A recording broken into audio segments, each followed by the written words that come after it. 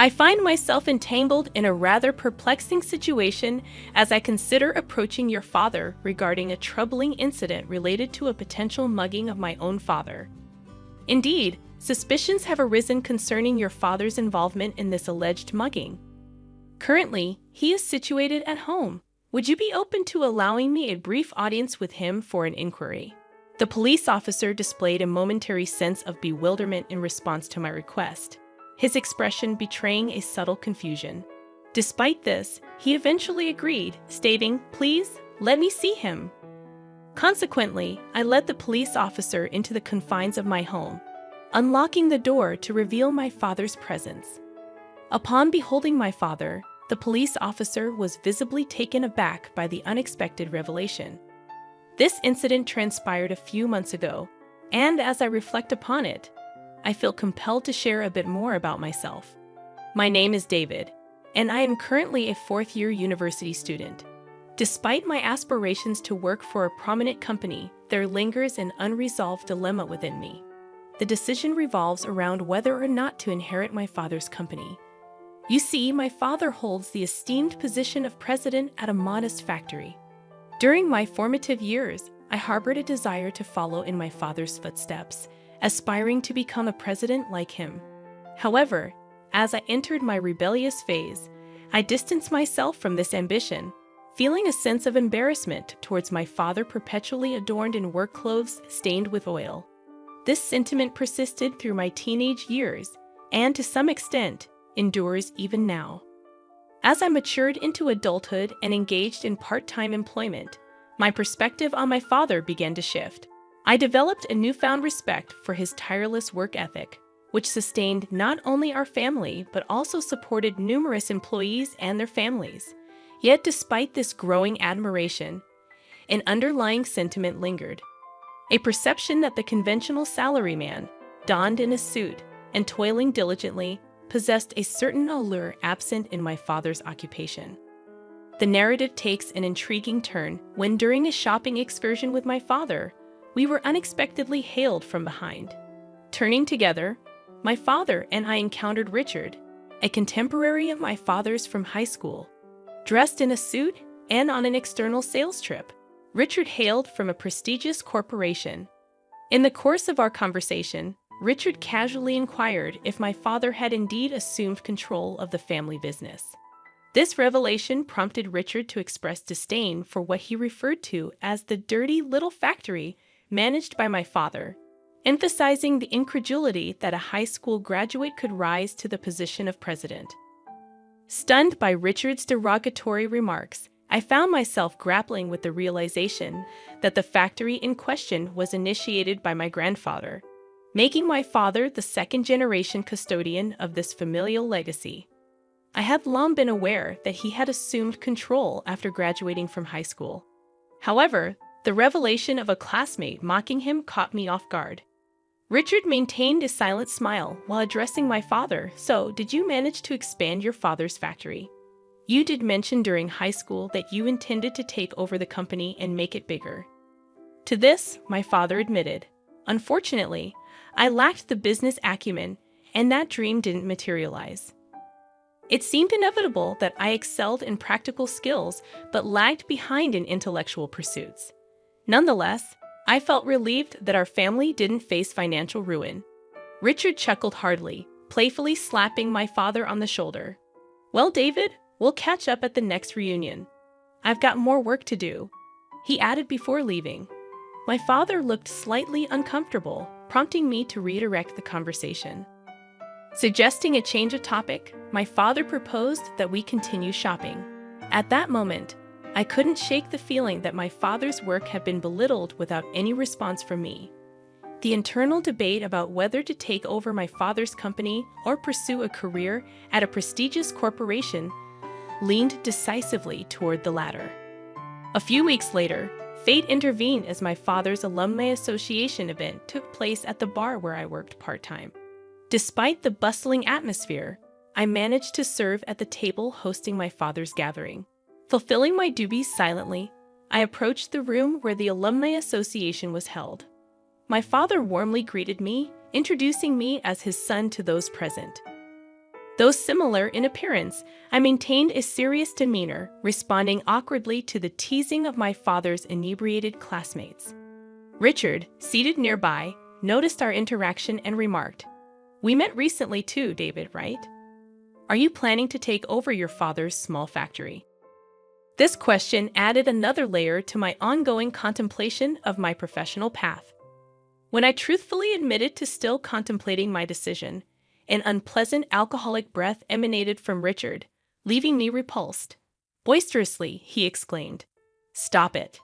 Your father's company is nothing extraordinary. David should consider working for a company like mine instead of inheriting such a lackluster business." Despite his inebriated state, Richard proceeded to boast about his professional achievements, narrating a career history that began as a mere assistant but now claimed the head of accounting position. A sense of unease crept over me as I sensed discrepancies in his narrative. I sensed that something was amiss, but I chose to keep my concerns to myself, wary of potential complications that might arise from challenging him. My father, on the other hand, seemed unfazed by Richard's inebriation, and, in fact, found the situation amusing. With a lighter mood due to his own inebriation, he asked Richard about changes in his department since their last encounter a few weeks ago. Questioning the sudden shift from sales to accounting, my father caught Richard off guard. Eventually, Richard admitted to an abrupt transfer, asserting that sales wasn't his forte. However, my father pointed out the incongruity in Richard's story, revealing that the company Richard proudly spoke of had actually been absorbed by a foreign corporation, with its accounting department relocated overseas. Laughter erupted among the party attendees as Richard, now embarrassed and regretful, attempted to save face but ultimately decided to leave the gathering with heavy footsteps. Witnessing my father's ability to address the uncomfortable truth that others had noticed but hesitated to mention, I found a sense of pride in his candor, even in his intoxicated state. As half a year passed since that incident, my internal dilemma regarding whether or not to take over my father's company only intensified. The confusion deepened with each passing day, leaving me uncertain about the path I should pursue. One day, while relaxing at home, the intercom interrupted my contemplation. In the absence of my mother, I answered the door to find a visitor in uniformed clothes identifying themselves as a police officer. Surprised and apprehensive, I responded with a stiff voice, wondering if I had inadvertently committed some transgression. The police officer then brought up a purse-snatching incident, expressing a need to inquire about the matter with my father. The mention of such an incident left me puzzled, and I began to wonder about the unfolding events that seemed to add further layers of complexity to my already tumultuous life. Indeed, the enigmatic cloud of suspicion had descended upon my father, casting a shadow over our tranquil abode.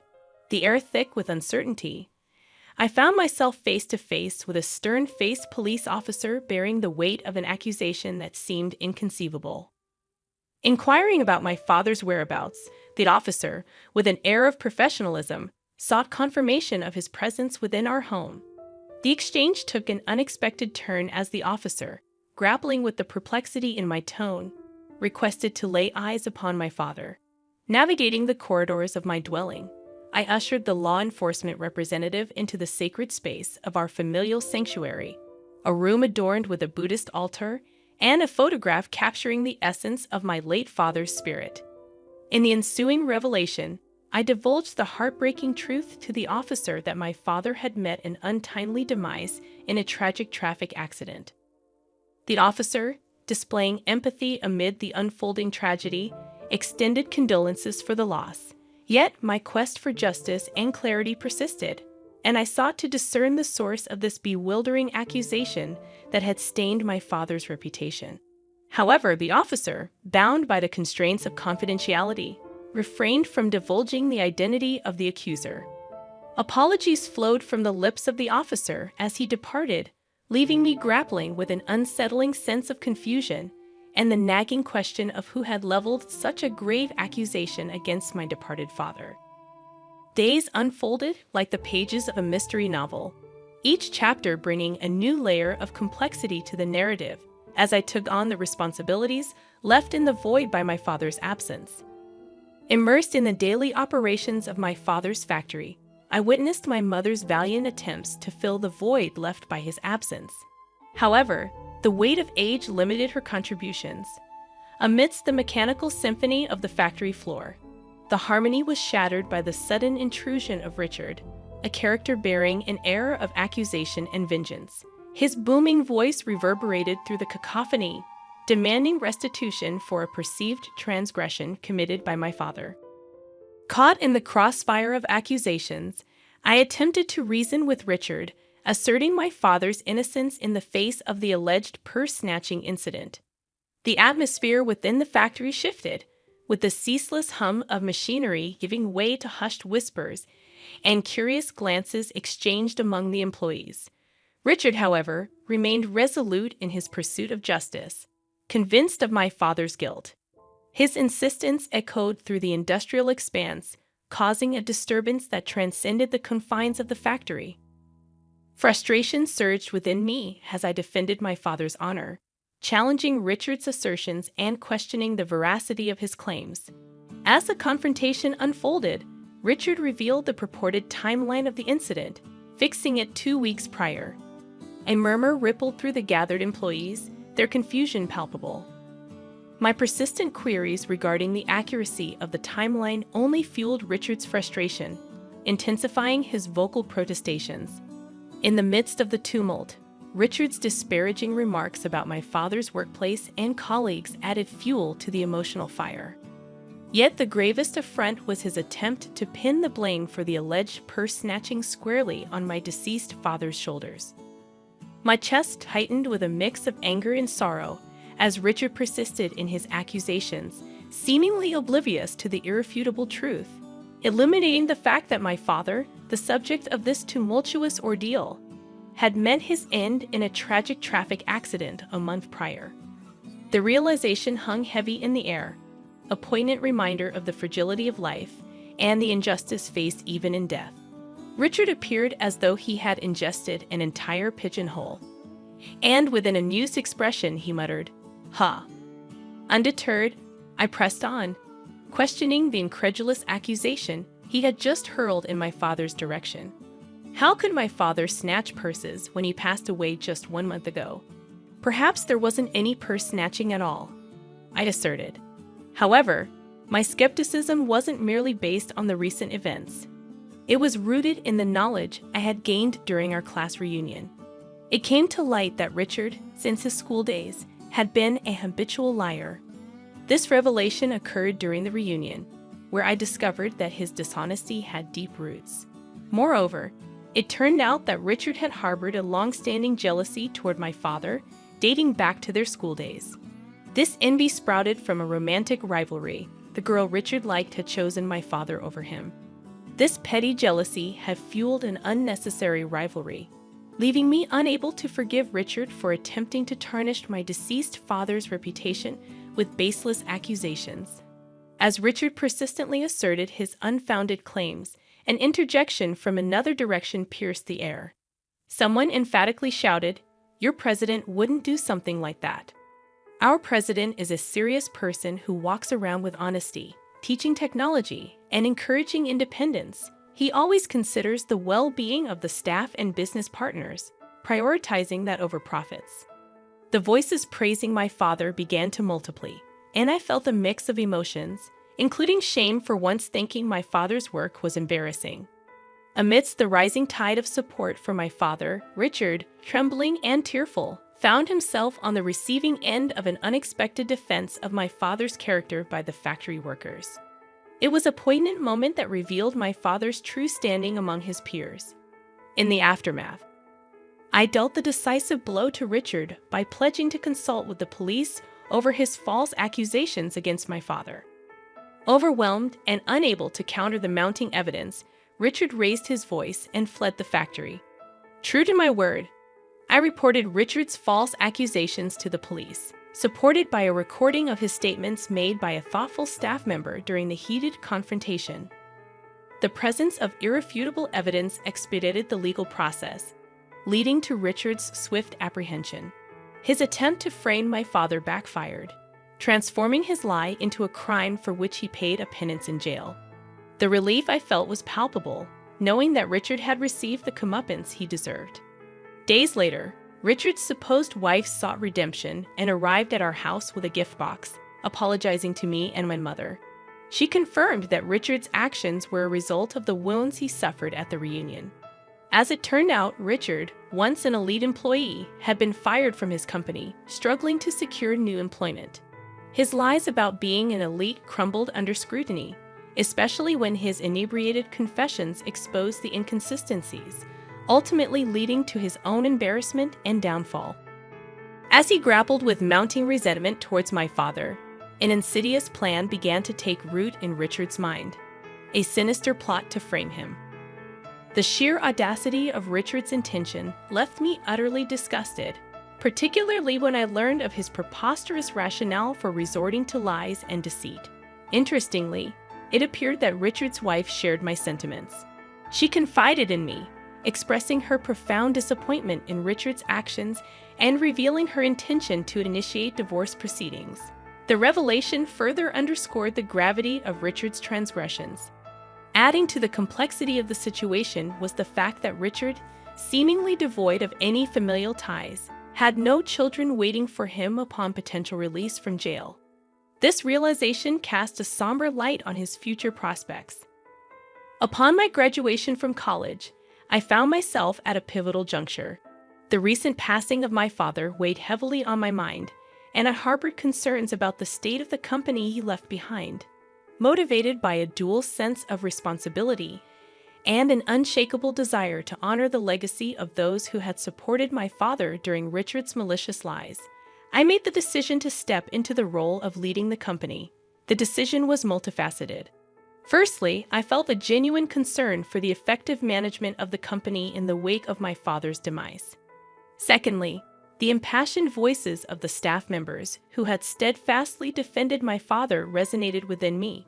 Their loyalty and dedication fueled my determination to become a president who would be both loved and respected by the staff. This incident became a transformative moment for me. Armed with a degree in business administration, I recognized my ability to manage the aspects of the company that my father struggled with. However, I also acknowledged my need to learn from the dedicated staff members who possessed valuable insights into the technological facets of the business. The staff members, driven by a collective sense of loyalty and compassion, willingly imparted their knowledge to me, often emphasizing that their efforts were for the sake of my father. Their anecdotes painted a vivid picture of my father's greatness, and with each story, I grew more appreciative of the man he was. Confronted with the realization of my father's true worth, I found myself expressing remorse for not having recognized his greatness while he was alive. Speaking to his portrait after work, I couldn't help but feel a sense of shame as I looked at my oil-stained self.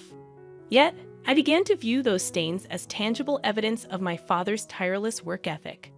Determined to honor my father's legacy, I pledged to become a president who mirrored his virtues. I was resolute in my commitment to make his dream of expanding the town factory, a legacy passed down since my grandfather's generation, a reality. Addressing his portrait once again, this time with newfound determination, I spoke of my aspirations and felt an ethereal connection, as if my father were smiling down upon me. From that moment forward, I dedicated myself to working tirelessly, aspiring to become a president worthy of my father's legacy and realizing his dream of expanding the family's factory that had endured through generations.